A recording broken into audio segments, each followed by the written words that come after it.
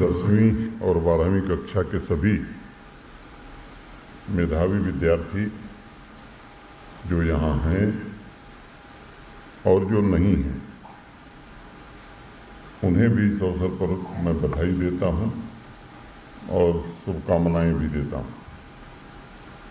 Amar Ujala group को इस आयोजन के लिए भी मैं साधुवाद देता हूँ।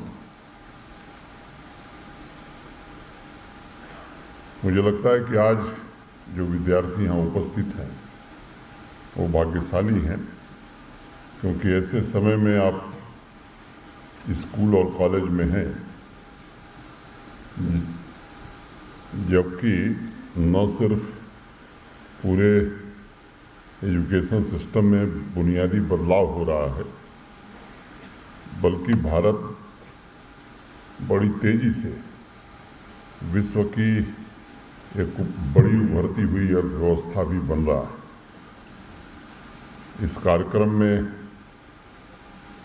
जब मैं आ रहा था तो मेरे मन में एक सवाल स्वाभाविक रूप से था कि सभी विद्यार्थियों से मुलाकात होगी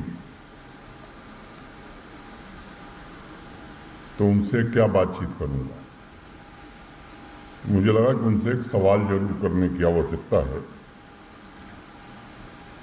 और वो सवाल ये है कि जब आपको सूचना मिली अमर उजाला के कार्यालय से कि आपको सम्मानित किया जाना है, तब आपके मन में क्या विचार आया? क्या कोई प्रश्न आपके मन में उत्पन्न हुआ? ये जो वाई सब क्यों मुझे बुलाया गया है, ये प्रोग्राम क्यों हो रहा है, मैं समझ सकता हूँ या देख सकता हूँ कि बहुत से विद्यार्थी एक दूसरे की तरफ देख रहे हैं, और मुझे लगता है कि ये जो वाई शब्द है एक विद्यार्थी के जीवन में उतना ही जरूरी है जितना कि हमें जीवित रहने के लिए सांस लेने की आवश्यकता होती है। लेकिन पिछले कई दशकों से जो हमारी लर्निंग जर्नी है, यानी जिसे सीखने की यात्रा कह सकते हैं, काफ़ी हद तक ये वाई शब्द उसमें से गायब हो गया था, और क्लासरूम में यदा कदा ही ये शब्द सुनाई पड़ता था, और गलती से कोई विद्यार्थी वाई या हाउ शब्द का प्रयोग करता था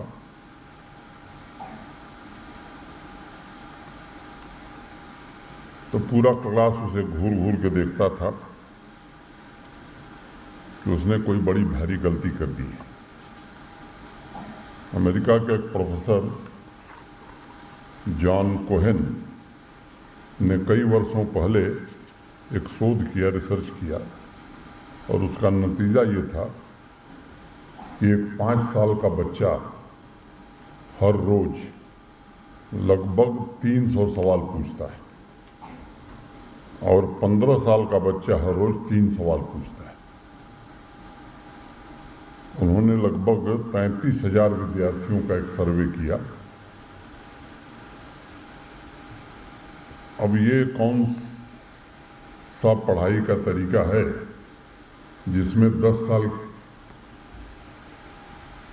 के अंतराल के बाद ये 297 सवाल गायब हो जाते हैं? ये हाउ और वाई कहाँ चले जाते हैं? और प्रोफेसर कोहेन के रिसर्च और सर्वे का निष्कर्ष था कि बच्चा जैसे जैसे बड़ा होता गया वो सिलेबस में इस तरह उलझता गया, जकड़ता गया कि सोचने की पूरी दुनिया उसकी करिकुलम के इर्द गिर्द ही रह गई, और धीरे धीरे उसके अंदर जो क्यूरियासिटी थी, जिज्ञासा थी, वो समाप्त होती चली गई। 300 सवाल से घटकर 3 सवाल पर आना किसी मायने में प्रगति नहीं कही जा सकती है, और इसीलिए मैंने आपको कहा कि आप भाग्यशाली हैं। It's a great time to be a student.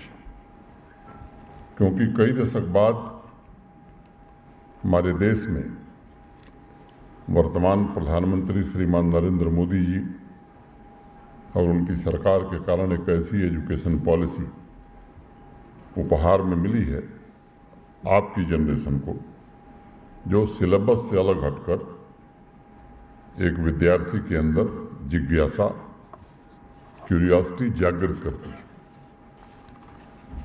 बच्चों, इसलिए मैं मानता हूँ कि किसी भी विद्यार्थी के पास अगर कोई सबसे बड़ा पावर है, शक्ति है, तो वो उसकी क्रिटिकल थिंकिंग है। और विद्यार्थी की एकमात्र आइडेंटिटी वो क्यूरियोसिटी है, और यही क्रिटिकल थिंकिंग और क्यूरियोसिटी देश के स्वर्णिम भविष्य का निर्माण कर सकती है। जम्मू कश्मीर के युवाओं को, टैलेंटेड युवाओं को एक नई पहचान भी दे सकती है। एक राज्य या एक राष्ट्र तभी समृद्ध होगा जब उसके विद्यार्थी क्रिटिकल थिंकिंग और क्यूरियोसिटी से भरे होंगे। और इसलिए आज से ही मन में ये संकल्प लेना चाहिए कि क्लासरूम सिर्फ सिलेबस पूरा करने की जगह नहीं है, बल्कि आपकी जिज्ञासा को और जागृत करने का वो पवित्र स्थान है। मैं अभिभावकों और विद्यार्थियों दोनों को ये भरोसा देना चाहता हूँ कि इस लर्निंग जर्नी में जिस आवश्यक सुधारों की आवश्यकता है, जिन सुविधाओं की ज़रूरत है, उसके लिए प्रशासन कदम उठा रहा है और उसके लिए हम पूरी तरह प्रतिबद्ध हैं। स्कूल एजुकेशन में नेशनल एजुकेशन पॉलिसी की जो रिकमेंडेशंस हैं, उनके आधार पर teacher student mentorship, vocational training, syllabus में जरूरी परिवर्तन किए गए हैं। वैसे ही हायर एजुकेशन में भी स्टूडेंट्स के इनोवेटिव स्किल सेट को प्रमोट करने के लिए बहुत से आवश्यक निर्णय हुए हैं। अभी कुछ दिनों पहले हायर एजुकेशन काउंसिल की बैठक भी हुई थी और एक फ्यूचर रोड मैप क्या होगा जम्मू कश्मीर का, उस पर चर्चा भी हुई शिक्षाविदों के साथ। मैं उम्मीद करता हूँ कि एक ठीक दिशा में जम्मू कश्मीर आगे बढ़ेगा। अभिभावकों से भी मेरा एक आग्रह होगा, सामान्यतया बच्चा जब पढ़ता है तो अभिभावक भी अनावश्यक रूप से, अगर छात्रावास में रह रहा है या घर पर ही रह रहा है, तो पढ़ाई किए कि नहीं किए, खाना खाए कि नहीं खाए, और कुछ दूसरी चर्चाएं। आज हमने एक बहुत बड़ा मकान था, उसकी रजिस्ट्री करा दी। मेरे पड़ोस वाले ने ये टेलीविज़न लाया था, मैं भी आज ले आया। मुझे लगता है इससे बचने की ज़रूरत है और विद्यार्थी स्वतः आत्मविश्वास के साथ आगे बढ़े। उसमें आप क्या सहायक हो सकते हैं, मुझे लगता है कि इस दिशा में हमें सोचने की ज़रूरत है।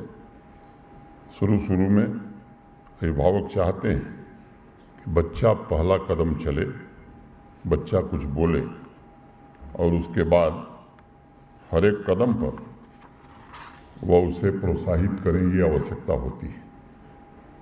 जैसे जैसे बच्चा बड़ा होता है वैसे ही प्रोत्साहन मिलना बंद हो जाता है। एक बड़े पुराने कॉमेडियन अमेरिकन थी, फिलिस डिलर। उनका कहना था कि बच्चे के जीवन के पहले 12 महीने हम उन्हें सही तरह से चलना और बोलना सिखाते हैं और बाद में उन्हें एक बात कहते हैं कि चुप रहो या चुपचाप बैठे रहो। कई बार आप कॉमेडियन से जीवन का रहस्य सीख सकते हैं। इसलिए मेरा भी सभी अभिभावकों से अनुरोध होगा कि परिवार बच्चे का सर्वप्रथम वातावरण है, जहां उसके अंदर क्यूरियोसिटी, उसके अंदर क्रिटिकल थिंकिंग को नर्चर किया जा सकता है।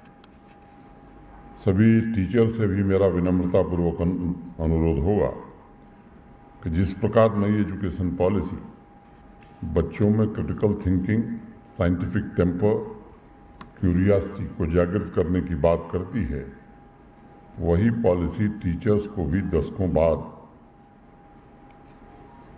उसी दिशा में सोचने और काम करने की जिम्मेदारी सौंपती है। हमारी परंपरा में गुरुजनों का स्थान ईश्वर से ऊपर माना जाता है, क्योंकि एकमात्र टीचर के पास ही भविष्य निर्माण करने की क्षमता है। एकमात्र टीचर के पास ही वो टूल्स मौजूद हैं जो व्यक्तित्व का निर्माण कर सकते हैं, और एकमात्र टीचर के पास ही वो आर्ट है जो भविष्य के आविष्कार के लिए बच्चों के मन में सपने को जन्म दे सकता है। एक प्रोफेसर मरियप्पन जवाहर थे, दक्षिण भारत के रहने वाले थे, आप में से कई लोगों ने उनका नाम सुना होगा। पेशे से इंजीनियर थे। बाद में उन्हें एक ऑफर मिला कि नहीं आप पढ़ाइए। पहले बहुत प्रसन्न हुए, लेकिन बाद में दुखी रहने लगे। उनके दोस्तों ने पूछा कि भाई इसमें दुखी होने की क्या बात है? तो प्रोफेसर जवाहर ने कहा कि मैं दुखी इसलिए हूँ क्योंकि मुझे पढ़ाना नहीं आता। मैं मानता हूँ कि मैं एक अच्छा इंजीनियर हूँ, लेकिन अगर मैं पढ़ाना नहीं जानता तो एक अच्छा टीचर कैसे बन पाऊँगा। उनके दोस्तों ने कहा कि भाई इसमें क्या परेशान होने की बात है, ये तुम जानते हो कि तुम्हें पढ़ाना नहीं आता। लेकिन ये बात बच्चे तो नहीं जानते, इसलिए बात वहीं ख़त्म हो जाती है। तुम जैसे ही कॉलेज जाओगे, एक छोटी सी किताब तुम्हें मिलेगी जिसमें पूरा सिलेबस लिखा होगा। तुम्हारा काम है उस सिलेबस के आधार पर आगे बढ़ते जाओ, और एक सेमेस्टर के बाद न तुम्हें कुछ समझने की ज़रूरत होगी और न ही स्टूडेंट्स को कुछ पूछने की आवश्यकता होगी। और प्रोफेसर जवाहर ने लिखा है कि अपनी क्लास में स्टूडेंट्स के कैलकुलस का सिलेबस इतना कठिन था कि अगर न्यूटन उनका विद्यार्थी होता तो शायद वह भी फेल हो जाता। एक दिन मैं अभी बैक टू विलेज कार्यक्रम में गया था, जम्मू के ही किसी गांव में, बॉर्डर का गांव था। अंग्रेजी की किताब मैंने इसे काउंटर से उठा ली, तो कुछ शब्द लिखे हुए थे। मेरे साथ डीसी जम्मू भी थी, शायद सभागार में है। मैं कहना नहीं चाहता हूँ, आलोक कुमार जी आपके ध्यान में लाना चाहता हूँ कि वहाँ जितने लोग खड़े थे, मुझे और डीसी जम्मू को छोड़कर, थोड़ा एडीजी और डिप्टी दूर थे, किसी को उस शब्द का अर्थ नहीं पता था। तो कृपा करके सिलेबस में कक्षा 2 में ही ऐसी अंग्रेजी लिख दिया जाए कि उसके अभिभावक को न समझ में आवे। मुझे लगता है कि दिक्कत हो जाएगी। और प्रोफेसर जवाहर की ये बात मुझे बहुत प्रभावित करती है, और मैं समझता हूँ कि जिस क्लास में न्यूटन और गैलीलियो भी फेल हो जाएं, समझिए उस क्लास में क्रिटिकल थिंकिंग कहाँ हो सकती है, क्यूरियोसिटी कैसे जन्मेगी। और इसलिए टीचर्स का काम किताबों में जो लिखा है सिर्फ वह पढ़ाना नहीं रह गया है, बल्कि असली दायित्व स्टूडेंट्स को भविष्य की चुनौतियों के लिए तैयार करना है। राष्ट्रीय शिक्षा नीति ने पूरे एजुकेशन सिस्टम को रीडिफाइन करके एक बड़ा अवसर दिया है देश को। एक तरफ जहां एजुकेशन सिस्टम में पारंपरिक मूल्य, हमारी संस्कृति, मातृभाषा, लोकल स्किल सेट और स्वतंत्र विचारों को तरजीह दी गई है, वहीं दूसरी तरफ क्लासरूम में एक बार फिर से इनोवेशन, क्रिएटिविटी, फ्लेक्सिबिलिटी, एक्सपेरिमेंट को पुनर्स्थापित करने का प्रयास किया गया है। आप सबकी जिम्मेदारी है कि फैक्ट्री की जगह स्कूल के कैंपस को फिर से विद्यालय बनाया जाए, जहाँ क्यूरियोसिटी हो, जहाँ किताबों को रटने की बजाय क्रिएटिविटी पर फोकस किया जाए, जहाँ सिर्फ सक्सेसफुल नहीं बल्कि क्यूरियोसिटी को पुरस्कृत किया जाए। जिस दिन टीचर्स की मदद से क्यूरियोसिटी की इस व्यवस्था को हम सभी स्कूल कैंपस में इम्प्लीमेंट कर सकेंगे, उस दिन वास्तव में एजुकेशन सिस्टम ट्रांसफॉर्म हो गया ऐसा हम कह पाएंगे। आज जम्मू कश्मीर में 28,805 स्कूलों में 27,18,000 विद्यार्थी पढ़ रहे हैं। उनकी संख्या बढ़े इसके लिए एक अभियान चलाया था। इन लोगों ने आओ स्कूल चलें कैंपेन था। तलाश करके भी एक कैंपेन चलाया, जिससे मुझे प्रसन्नता ये बताते हुए कि इनरोलमेंट में लगभग 15% की वृद्धि पिछले साल दर्ज हुई है।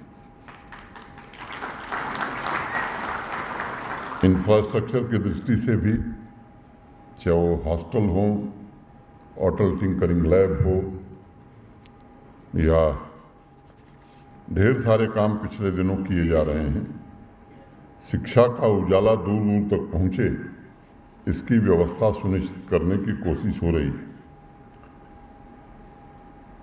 हाई स्कूल में मॉडर्न स्किल्स की ट्रेनिंग, नीट की तैयारी के लिए स्कॉलरशिप की भी व्यवस्था की गई है। कंप्यूटर एडेड लर्निंग की व्यवस्था का भी इंतज़ाम किया है। आज लगभग 70,000 बच्चियों को 14 अलग अलग ट्रेड्स में वोकेशनल ट्रेनिंग दी जा रही है और प्राइमरी स्कूल में 1420 कंप्यूटर एडेड लर्निंग सेंटर्स बच्चों की क्यूरियोसिटी, क्रिटिकल थिंकिंग को प्रमोट करने की दिशा में काम कर रहे हैं। मैं नहीं जानता कि देश में कोई और राज्य भी है, शायद हो भी। जम्मू कश्मीर एक ऐसा संघ शासित राज्य है, या मैं कहूँ यूटी है, जहाँ कक्षा 12 तक किसी विद्यार्थी को कोई फीस नहीं देनी पड़ती है।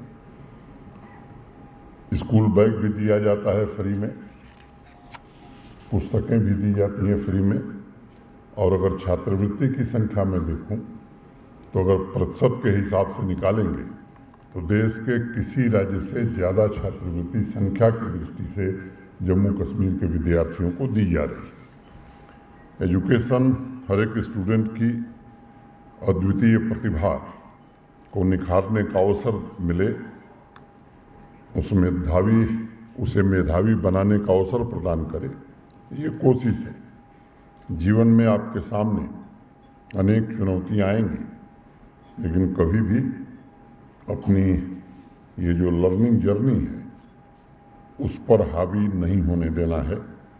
आप जितनी समस्याओं का समाधान करते हैं, क्रिएटिविटी को उतना ही खिलने का अवसर मिलता है। और जब स्टूडेंट के अंदर क्रिएटिविटी खिलती है तो अपने आप क्यूरियोसिटी, नए एक्सपेरिमेंट करने की प्रवृत्ति ये बढ़ती है। जो मैं पहले शब्द इस्तेमाल किया, क्यों, वाई, इस एक्सपेरिमेंट का यही मूल मंत्र है।